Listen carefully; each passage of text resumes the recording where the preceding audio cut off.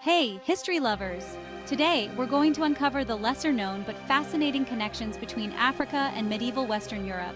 We'll dive into political struggles, legendary kings, brutal wars, and the economic links that shaped both continents. If you thought Africa had no impact on medieval Europe, think again. By the 7th century, Western Europe was a shadow of its former Roman self. The great migration of Germanic tribes had left the western provinces devastated. Cities collapsed, and life became highly localized, centered on small agricultural settlements. While the Byzantine Empire maintained its urban culture, Western Europe became a fragmented patchwork of kingdoms. But these so-called Dark Ages weren't as isolated as you might think. During this time, several new kingdoms emerged: the Visigoths in Spain, the Merovingians in Gaul, which is modern-day France, and the Anglo-Saxons in England. But despite their efforts to reorganize, they soon faced a new external threat, one that would reshape Europe's political and economic landscape for centuries. In the early 8th century, the Arabo-Berber conquest swept across Spain, known as Al-Andalus. This Muslim conquest marked a massive shift for Europe, carving off a significant portion of the Latin West. The Franks, under Charles Martel, famously halted Muslim expansion in the Battle of Tours in 732.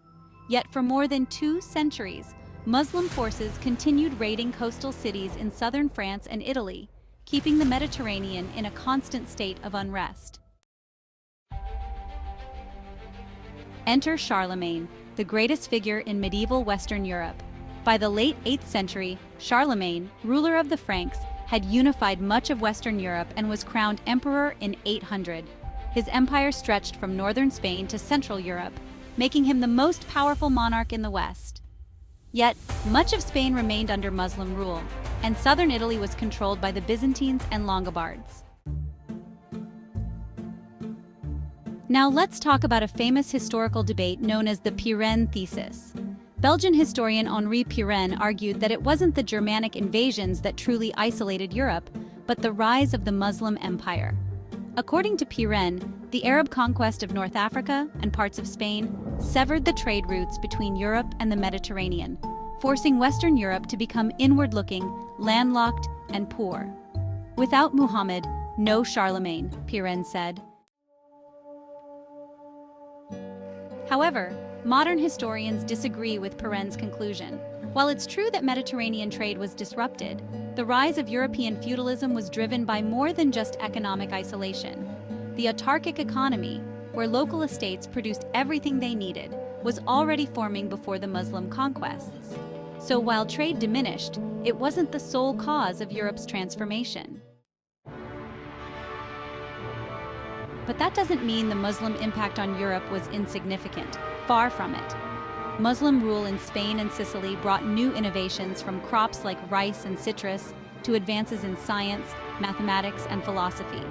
These intellectual and technological exchanges would lay the groundwork for the European Renaissance, long before it officially began in the 13th century. The Muslim influence in Spain and Sicily was profound. Through the libraries and universities of Al-Andalus, European scholars gained access to Greek, Roman, and Islamic knowledge that had been lost or forgotten in the West. This intellectual revival would slowly spark the Renaissance, transforming Europe from a fragmented collection of feudal states into the birthplace of modern science and thought. So, what's the key takeaway here? Africa and medieval Western Europe were far from isolated. From the Muslim conquest of Spain to the intellectual exchanges across the Mediterranean, these two worlds influenced each other in ways that reshaped both continents. And the impact of these interactions echoes through history, leading to the eventual rise of modern Europe. Thanks for tuning in to this fascinating chapter of world history.